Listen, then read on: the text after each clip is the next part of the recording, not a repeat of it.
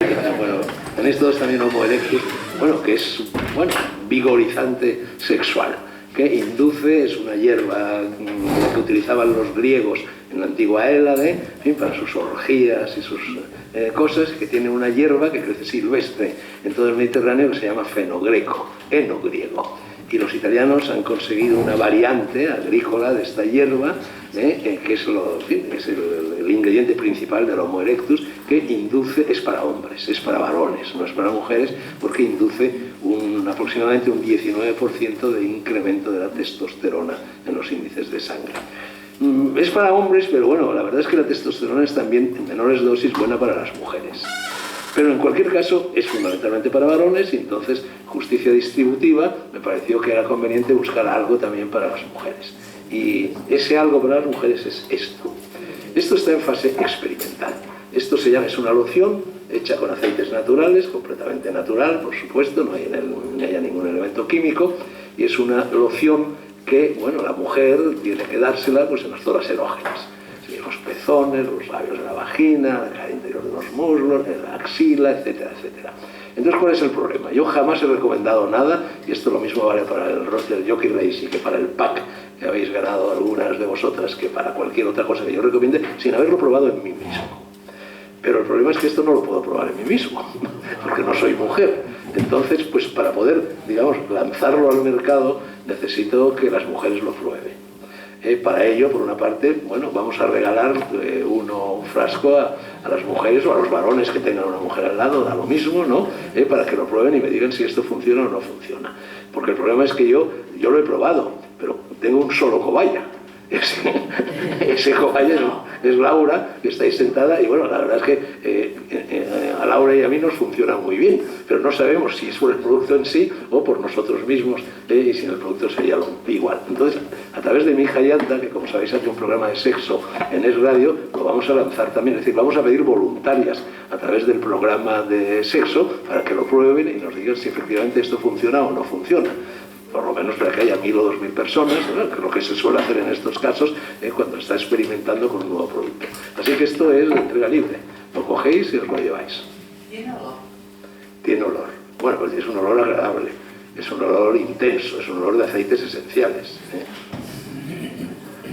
Y bueno, y luego me lo tenéis que contar. Claro, si ha hecho efecto o nada. Hombre, se supone que al menos el famoso efecto placebo lo hará, ¿no? Porque cuando uno se pone algo que supuestamente va a estimular sus zonas eróticas, pues hombre, algo notará, creo yo, ¿no? Bueno, todo esto que tiene mucho que ver con el sexo tiene bastante que ver también con las cosas de las que vamos a hablar, o por lo menos de las que voy a hablar yo en este curso. Bueno, el curso, como sabéis, se llama Setas. Es un curso un poco extemporáneo en la trayectoria de los encuentros eleusinos, porque, bueno, siempre hemos hablado de asuntos más filosóficos, más etéreos, más aéreos, más abstractos, y en cambio Setas, bueno, es una planta al fin y al cabo. Y el título propiamente del curso, como habéis visto, es Setas, alimento, medicamento, sacramento, que son las tres dimensiones fundamentales de esta planta verdaderamente mirífica, extraordinaria, en la cual están depositados muchos de los secretos del universo. De la parte gastronómica pues no se va a hablar, de la seta como alimento, porque bueno, más o menos lo conocemos todos, y en cualquier caso no disponemos de ningún gastrónomo en la nómina de los ponentes de Eleusis. De la parte terapéutica, fundamentalmente, se hablará mañana, cuando todos juntos visitemos la finca, esta gran granja de setas, donde la empresa IFAS La Terra, que auspicia y apadrina este curso, se dedica a elaborar con procedimientos científicos realmente minuciosísimos, pulcárrimos, extraordinarios, toda clase de setas no, alucinógenas que se sepa no, pero el resto de las setas como alimento o como medicamento las hacen ellos. Entonces visitaremos esta finca, que yo ya la recorrí Fue entonces cuando se me vino la idea de celebrar este curso, hace aproximadamente unos meses. Yo ya la conozco bien y luego habrá una conferencia impartida precisamente por la persona que dirige esta empresa, que es una empresa ejemplar, es una empresa modélica, es una empresa familiar, enclavada en un lugar absolutamente virgen, libre todavía de la acometida del mundo moderno, del asfalto, del hormigón, de la contaminación y de todas estas cosas, y que además acaba de recibir hace 48 horas de manos de la ministra de Sanidad el premio a la empresa de este tipo de empresas mejor que en estos momentos existe en España. Y la tercera parte, que es la que a mí más me interesa de todas, y es aquella en la que yo me voy a centrar, es la parte sacramental, la parte enteogénica, la parte espiritual, la parte filosófica. Para empezar, me gustaría leeros, porque yo creo, no tiene que ver exactamente con las setas, pero sí con el mundo vegetal. Porque yo creo que uno de los, de los graves errores que ha cometido el ser humano a lo largo de la historia, me he puesto este jersey y me estoy asando, porque las habitaciones están frías, Bueno, pues ha sido el progresivo alejamiento de la naturaleza, el progresivo alejamiento del campo, el progresivo alejamiento de la agricultura, la transformación incluso de la agricultura en la agricultura industrial, con todas las funestas consecuencias. El agua, de la que hablábamos hace unos momentos, es una de ellas, ¿no? Entonces, voy a leeros el prólogo. Benigno Morilla, que ha estado un par de veces en este curso y al cual conocéis todos, acaba de publicar un libro que se llama Los preceptos de oro de la sabiduría perenne. Y me pidió que le, y acaba de salir ahora en estos días, me pidió que le escribiera un prólogo. Y a guisa de prólogo de este curso, voy a leeros este prólogo, que es breve, porque creo que recoge perfectamente lo que ha sido el espíritu de los encuentros eleusinos y lo que seguirá siendo en el futuro. El texto en cuestión dice así: la áurea catena, a cuento del último libro de Benigno Morilla, Preceptos de oro, sabiduría perenne. De ese modo, áurea catena, cadena áurea, llamaban los sabios del paganismo a la tradición, esto es, a la tradición o saber acumulado al hilo de los milenios por los descendientes del primer modo que un buen día y malo para el ecosistema y el anima mundi se puso en pie. Comenzaba así la historia del Homo sapiens, transformado hoy por la necedad imperante en Homo economicus, Homo technologicus, Homo protesicus y Homo festivus. O sea, en un idiota, en un eterno adolescente, en un robot que dormita, imita y palmotea. ¿Le gustaría a usted, amigo lector, vivir de esa forma hasta su muerte? No, ¿verdad? Pues lea este libro y obre en consecuencia. La revista digital Smith, que se edita en Estados Unidos, convocó hace pocos años un concurso de microrelatos en 6 palabras. Una de las piezas ganadoras decía: nacimiento, infancia, adolescencia, adolescencia, adolescencia, muerte. Era, según su autor, la biografía del hombre medio de nuestros días. Quizá también la suya.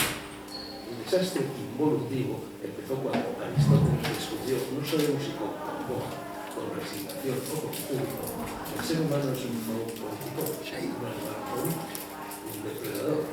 Precisamente ayer, suerte, por ver el globo del mundo, yo recogí una frase de Raymond Parker que decía: la política es el camino del político. Esto no está en el prólogo, añadido ahora. El tercer adjetivo, depredador, es de mi cosecha, no de la de Aristóteles. No sé si el estagirita lo suscribiría, supongo que no. Obvio es añadir que por aquel entonces ya existía la polis, fuente, a mi entender, de todos los males que nos afligen. Platón, pese a ello y al suicidio de Sócrates activado por mando remoto, aún podía sentirse orgulloso de haber nacido hombre, varón, griego y ciudadano ateniense en la época de Pericles. Lo peor estaba por venir. En ello andamos, y si Gaia, el ecosistema, el anima mundi, no lo evita, poniendo fin por el método que sea a la metástasis demográfica que en su día diagnosticó Malthus, la extinción de nuestra especie estará servida. Me remito al microrelato de la revista Smith. Las riendas del mundo no pueden ser empuñadas por impúberes mentales de edad provecta.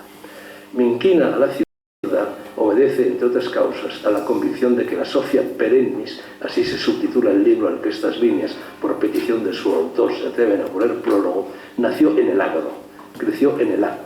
Llegó a las ciudades del agro y pereció, o por lo menos se pereció, al difundirse en ellas. Solo en contacto con la naturaleza, esto lo visiona la naturaleza.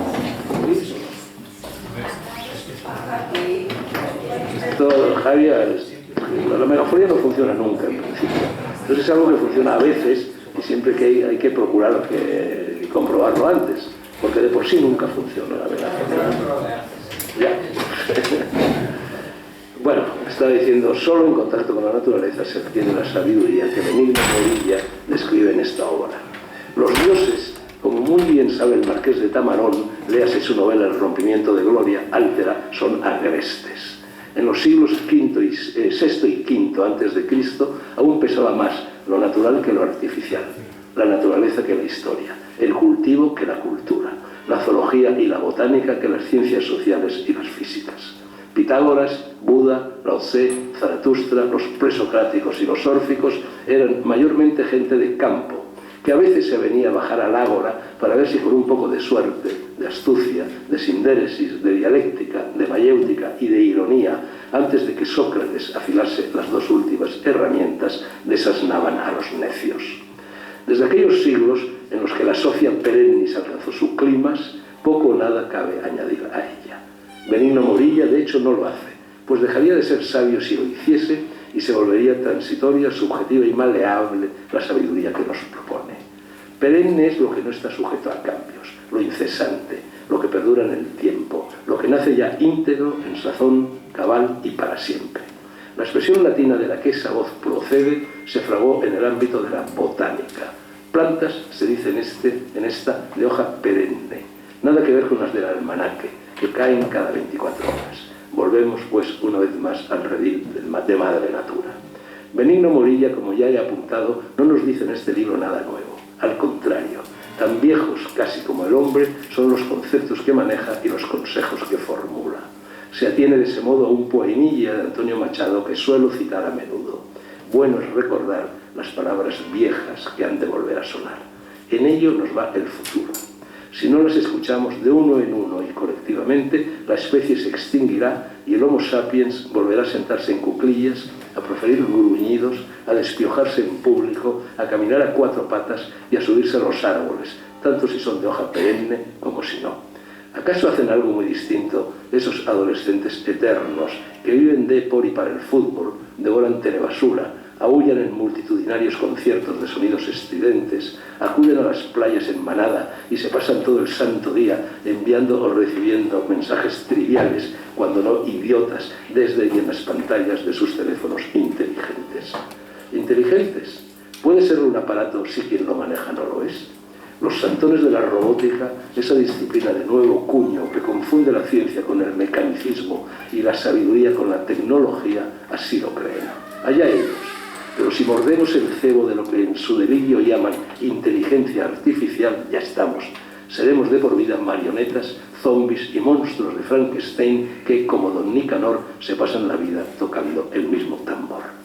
Tradicio, en realidad, fue en su origen un término jurídico que significaba entrega de un bien mueble o inmueble. De ahí, por extensión semántica, pasó luego a designar el conjunto de normas, costumbres, valores éticos, criterios estéticos, creencias religiosas, conocimientos científicos y quehaceres filosóficos propios de una época y de una comunidad, un país o un conjunto de países, transmitido a la posteridad por los legisladores, los pensadores, los profesores, los artistas, los políticos, los hombres de ciencia y los sacerdotes, o sea, la tradición. Esta, por cierto, se convertía en traición, palabra que tiene la misma raíz etimológica cuando su contenido se entregaba a quien no lo merecía, ya fuese por su catadura moral, ya por militar en un bando contrario. A eso, en definitiva, aludía Eugenio Dors en su famoso dictum sobre la tradición y el plagio. Cuando la primera va a parar a malas manos, incapaces de interpretarla y aplicarla como es debido, se traiciona su espíritu y todo se vuelve mera copia, remedo, caricatura, insensatez, degeneración y necrosis. Benigno Morilla no plagia, esto es, no traiciona ni juega a inventar, no intenta descubrir mediterráneos ni adopta ínfulas de gurú, sino que empuña el extremo de la cadena áurea, fraguada de eslabón en eslabón por todos los guardianes y mensajeros de la Sophia perennis y se erige en escrupuloso notario del saber de salvación acumulado en los días luminosos y luminosos del alba de la historia por quienes desbrozaron los senderos de la lucidez, la rectitud, el desapego, la serenidad, la resignación, la decencia, la inteligencia y la conciencia. Unívocas son, en ese sentido, las múltiples voces que por ley de armonía, sinergia, sincronía y resonancia se escuchan en este libro. La perspicacia y el buen oído del lector atento distinguirá en ellas ecos de la mitología, de la tragedia griega, de los 7 sabios de la Hélade, de la Academia Platónica, del Liceo Aristotélico, de las escuelas alejandrinas y las del Egipto que las precedió, de la Biblia, de la Vesta, de los Vedas, de la Gita, del silencio de Buda, del far niente del Tao, de la ética confuciana, de las paradojas del Zen y del animismo del Shinto. Incorpórate, lector, a ese coro, transfórmate tú también como el autor en eslabón de la cadena áurea, sigue la tranquila senda por la que han ido los pocos sabios que del mundo han sido, medita, párate y aprende a vivir y a morir. Hasta aquí el prólogo. Y la definición, a mi entender, del espíritu que debe imperar en estos encuentros eleusinos. ¿Por qué sectas? Insisto en que es un tema aparentemente extemporáneo en el cual hay los 3 vectores de alimento, medicamento y sacramento que ya he mencionado. Por muchos motivos. Y ahora voy a iniciar una digresión gallega. En primer lugar porque estamos en Galicia, tierra húmeda por antonomasia, tierra llena de bosques, y las setas florecen de manera muy especial precisamente en los bosques y en las tierras húmedas. Sede también de IFAS da Terra, esta empresa que patrocina este encuentro, y tierra también de meigas. Y las meigas utilizaban para llegar a serlo, para sus viajes, utilizaban muy a menudo precisamente setas. En estos días reaparece mi libro Gárgolis y Avidis, una historia mágica de España. Yo no sé si todos vosotros estáis un poco al tanto de lo que fue y de lo que sigue siendo este libro.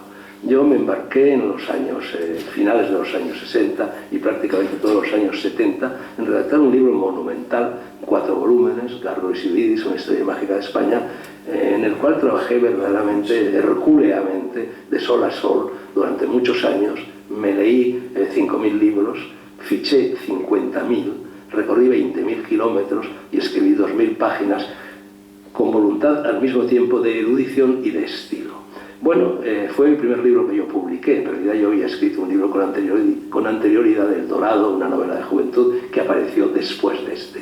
El primer libro que yo publiqué fue Gárgolis y Avidis, una historia mágica de España, y era un libro que en teoría no debería haberse publicado nunca, porque la industria editorial en principio no apuesta porque un autor completamente desconocido como lo era yo se descuelgue con un tocho de difícil lectura, cargado de erudición, cargado de datos, cargado también de esa voluntad barroca de estilo, y en 4 volúmenes. Sin embargo, el libro apareció contra pronóstico y poco a poco se convirtió en lo que ha sido el gran fenómeno editorial del posfranquismo. Es el único libro que desde entonces ha permanecido constantemente en las librerías españolas. Naturalmente, a partir de un determinado momento, con un lento goteo de ventas, pero ha estado siempre en las librerías, cosa que en estos tiempos, bueno, los libros duran 15 días en las librerías. Puede haber algunos que con suerte llegan a los 3 meses, a los 6 meses, y de vez en cuando hay alguna que otra excepción. El libro, en fin, apareció, empezó a venderse poco a poco y de repente se disparó. Se disparó hasta el extremo de que fue durante 3 años este tocho el libro más vendido en España. Un primer año, un segundo año, desapareció el tercer año y regresó al 4.º año, cosa también rarísima. Obtuvo el Premio Nacional de Literatura y a mí verdaderamente me catapultó, bueno, pues en fin, a la primera escena de la literatura española. ¿Por qué sucedió? Yo me lo he preguntado muchas veces, es decir, en estos momentos la edición canónica que reaparece en estos días es una edición que lleva un largo prólogo de casi 100 páginas, escrito por mí, que se llama La mágica historia de la historia mágica, en la que yo cuento y reflexiono sobre todo lo que sucedió alrededor de este libro. ¿Por qué este libro, absolutamente, en fin, contra pronóstico, obtuvo el éxito apabullante que obtuvo? Porque surgió en un momento recién muerto Franco, a comienzos de la transición, albores de la democracia, etcétera, etcétera, cuando todo el país estaba desconcertado por ese enigma histórico y mitológico que llamamos España, desconcertado por este país que nunca termina de conocerse a sí mismo, y que no solo no termina de conocerse a sí mismo, sino que, a diferencia de lo que sucede prácticamente en todos los demás países de la Tierra, está en permanente pugna, en permanente lucha contra él mismo, con una voluntad de suicidio verdaderamente estremecedora. Entonces, en aquel momento de desconcierto generalizado, donde la gente, al terminar un periodo de la historia de España, lleno de luces y lleno de sombras, como son todos los periodos de la historia, no sabía muy bien qué hacer con el país, no sabía muy bien cómo echarse a andar, no sabía muy bien por dónde tirar. Y de repente mi libro les proponía una nueva versión de lo que había sido la España. En aquel momento yo subtitulé el libro Una historia mágica de España. Si lo tuviera que volver a subtitular en estos momentos, quitaría el adjetivo mágico, porque la verdad el adjetivo mágico en aquel momento todavía estaba casi virgen. En estos momentos se ha usado y abusado de tal manera el adjetivo mágico que verdaderamente ya apesta un poco, ¿no? Hubiera preferido decir historia oculta, historia de la España escondida, historia de la España que pudo ser y no fue. Pero es decir, yo venía a proponer en este libro una interpretación de la historia de España que no pretendía demoler las otras interpretaciones existentes, la de Américo Castro, por ejemplo, que decía que somos fundamentalmente un país de árabes, de moros y de judíos, o la de Claudio Albornoz, que viene a decir que somos un país hispano-romano, donde la columna vertebral del país es lo romano y por lo tanto lo europeo, o la de Boragüe, o la del padre Feijóo, o la de Menéndez Pelayo, o la de tantos otros.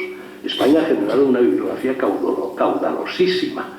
Los investigadores alemanes siempre han hablado del hispanocentrismo del hombre hispano, que no se interesa por lo que pasa más allá de sus fronteras, que solo se interesa por lo que sucede alrededor de su propio ombligo. Y esto ha generado, como digo, una infinidad de interpretaciones de eso que precisamente Américo Castro llamó España un enigma histórico. Y lo es. Este país nunca acabamos de entenderlo y precisamente en estos días estamos asistiendo una vez más a otro de estos grandes episodios periódicos que cada X décadas se producen de perplejidad nacional. Bueno, entonces este libro fue apareciendo en sucesivas ediciones, la que aparece en estos días es la 75ª edición. Lleva 75 ediciones, las últimas 5 ediciones se habían ido vendiendo lentamente.